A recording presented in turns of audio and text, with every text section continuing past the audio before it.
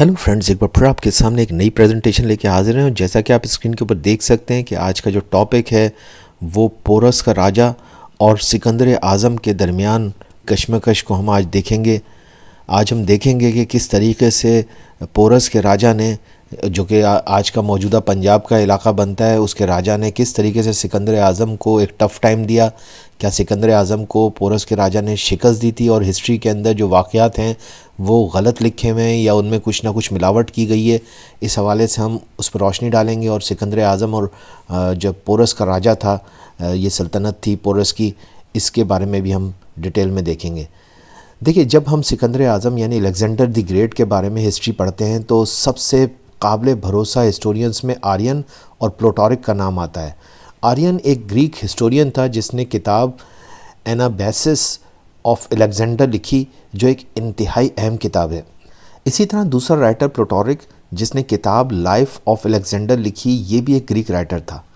ये दोनों हिस्ट्री के अंदर बहुत ही मोतबर किस्म के राइटर्स हैं जिनको कि अलेक्जेंडर द ग्रेट के बारे में जानने के लिए इनकी किताबों को हमेशा स्टैंडर्ड माना जाता है। अलेक्जेंडर, जो कि एरिस्टोटल का शागिर्द था और एक अजीम ग्रीक फातह था, जो 356 बिफोर क्राइस्ट में पेला नामी जगह, जो कि आज का मौजूदा मैसेडोनिया है, उसमें पैदा हुआ। इसका बाप फिलिप II मैसेडोनिया का एक इंतहाई ताकतवर बादशाह था। इसकी माँ एप्रोस की शहजादी ओलंपस थी। सिकंदर को ग्रीक फ़िलासफ़र एरिस्टोटल ने 13 से लेकर 16 साल तक की उम्र तक तालीम दी। इसने फ़िलासफ़ी, साइंस, हिस्ट्री और सियासत की तालीम हासिल करी। अलेक्जेंडर एक होमर नामी राइटर की लिखी कहानी एलियट का बड़ा दिलदादा था। इस कहानी के हीरो अखील से बहुत मुतासिर था, इसे अपना आइडियल मानता था और इसे हकीकी ज़िंदगी में अपनी इंस्पिरेशन समझता था। इसने हमेशा कोशिश की कि वो भी इस हीरो अखील की तरह बहादुर हो, नाकाबिल शिकस्त हो और अजीम जंगजू बने। यही वजह थी कि वो बहुत ज़्यादा फतूहात हासिल करना चाहता था। सिकंदर ने मैसेडोनिया के ख़ित्ते में आंखें खोली। उस वक़्त मैसेडोनिया एंशंट ग्रीस यानी कदीम यूनान का हिस्सा नहीं था, बल्कि एक अलहदा बादशाहत थी जिसे बाद में आने वाले हिस्टोरियंस ने ग्रीक सिविलाइजेशन से जोड़ दिया। सिकंदर अपने वालिद की मौत पर 20 साल की उम्र में तख्त पे बैठा। इसने 30 साल की उम्र में पूरी दुनिया को फतह करने की ठानी, जिसमें वो बहुत हद तक कामयाब रहा। याद रहे कि उस वक़्त पूरी दुनिया से मुराद सिर्फ यूरोप, एशिया और नॉर्थ अफ्रीका के कुछ हिस्से थे, क्योंकि अमेरिका और ऑस्ट्रेलिया और बाकी दुनिया के बारे में किसी को इल्म ही नहीं था। चुनांचे अलेक्जेंडर ने उस ज़माने के तमाम बड़े बड़े बादशाहों और हुक्मरानों को शिकस्त दी, मगर जब ये मौजूदा पाकिस्तान के इलाके पंजाब में पहुंचा तो इसका टकराव राजा पोरस से होता है, और जिसे वो दरहकीकत मुकम्मल शिकस्त दे ही नहीं पाता।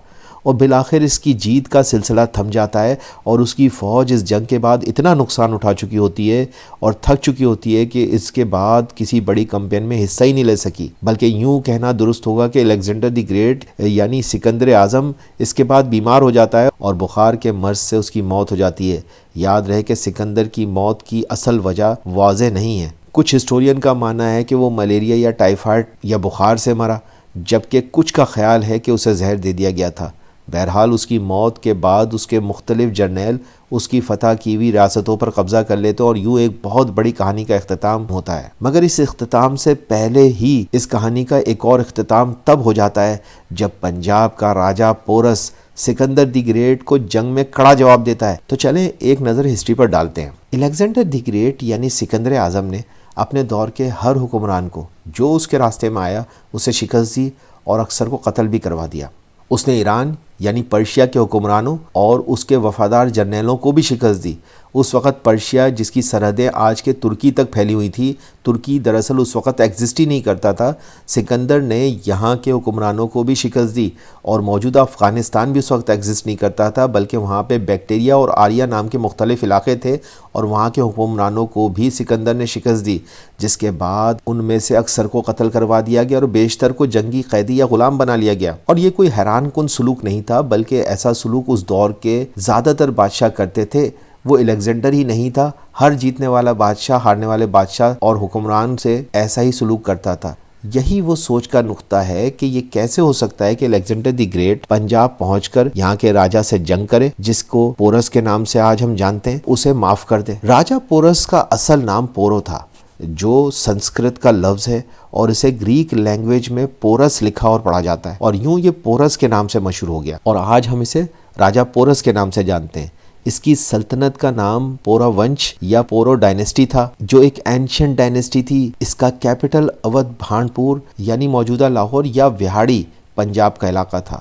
راجہ پورس کی بادشاہت کا صحیح تاریخی نام واضح نہیں ہے، لیکن ہندو اور بدھ روایات کے مطابق پوروا راج یا پورا ونش کے تحت اس کا ذکر ضرور ملتا ہے۔ اب یہ ریسرچ کا نقطہ ہے کہ اگر سکندر نے جتنی بھی جگہوں کو فتح کیا تو اپنی حکومت بنائی، مگر یہ کیسے ہو سکتا ہے کہ راجہ پورس کو شکست دی ہو اور اسے معاف بھی کیا ہو اور اسی کو اس سلطنت کا نگران بنا کر وہاں سے چل دیا ہو، جس کے لیے اس نے ایک خطرناک اور خونریز جنگ بھی کی ہو؟ یہ بات سمجھ سے باہر ہے۔ بہرحال پورس کے راجہ اور سکندر کے درمیان یہ جنگ ہائیڈسپس کہلاتی ہے، جو کہ 326 BC میں ہوئی، اور یہ آج کے موجودہ پاکستان میں دریائے جہلم کے کنارے لڑی گئی۔ یہ ایک انتہائی خونریز جنگ تھی۔ اس میں سکندر اعظم کی فوج کو بہت زیادہ نقصان اٹھانا پڑا۔ چنانچہ سوال یہ پیدا ہوتا ہے کہ اس بادشاہ کو سکندر اعظم کیسے اتنا اعزاز بخش سکتا ہے، جس کو ایک بہت بڑی جنگ کے بعد ہرایا ہو اور اس کے بعد اسی کو اس کی سلطنت کا دوبارہ حکمران بنا کر روانہ ہو جائے۔ یہاں تاریخ میں کچھ نہ کچھ غلط ضرور ہے، جو یقیناً گریک ہسٹورین کا اپنے بادشاہ کو بہترین ثابت کرنے کا جھکاؤ ثابت کرتا ہے۔ آپ اس بات کا اندازہ لگائیے کہ آج